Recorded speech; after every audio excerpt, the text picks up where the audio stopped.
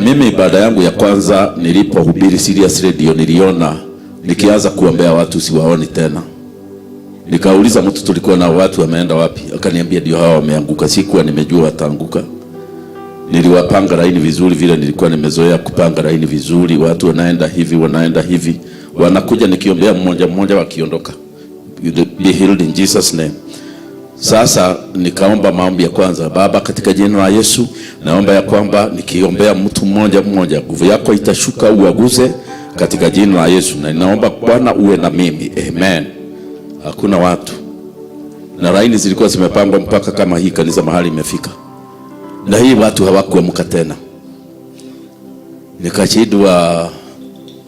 Na unajua sasa watu wale wengine wananiangalia fani. Ni nini umefanya? Na mimi naangalia ni nini imefanyika.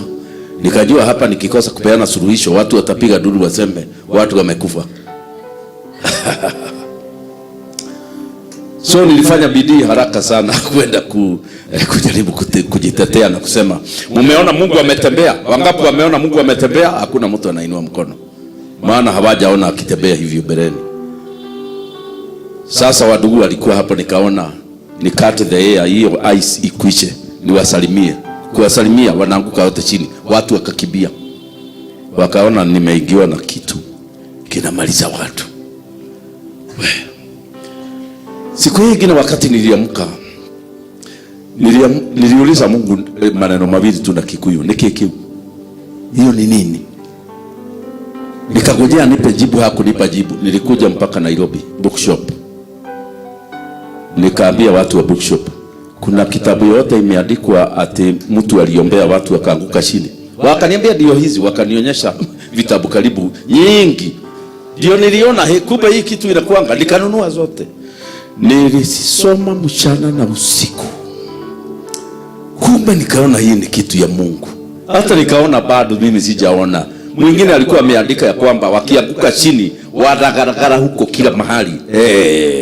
Nikaona kumbe sijajua. Sasa Sunday nikaambia watu ni kitu gani kinafanya waanguke, presence ya Mungu ikikuja tuna behave namna gani, nikawaeleza. Alafu sasa nikasema kanisa mzima ikuje hapa mbele kwanza tu experience hiyo kitu. Kumbe watu walikuwa wanataka, walishindana wakakuja, tukajaa hapa kila mahali. Nikaomba. Watu wote walianguka chini. Wewe sijasema nyinyi muanguke. Ninasema hawa watu wakaanguka chini. Shida ni na mimi nikaanguka juu yao. Na unajua majority ni wadada. Sasa mtu mmoja ambaye hakuanguka akaangalia, akaenda akanistaki. Akasema naombea wa watu wanaanguka chini wadada, na mimi nakuja na lala juu yao. Na mimi sikulala juu yao. Ni kuanguka nilianguka. Bwana Yesu asifiwe. Nikastakiwa kwa bishop wetu. Bishop akaniambia hiyo nguvu uko nayo ujue sio ya Mungu. Nguvu ya Mungu iko na adabu, yako haina adabu.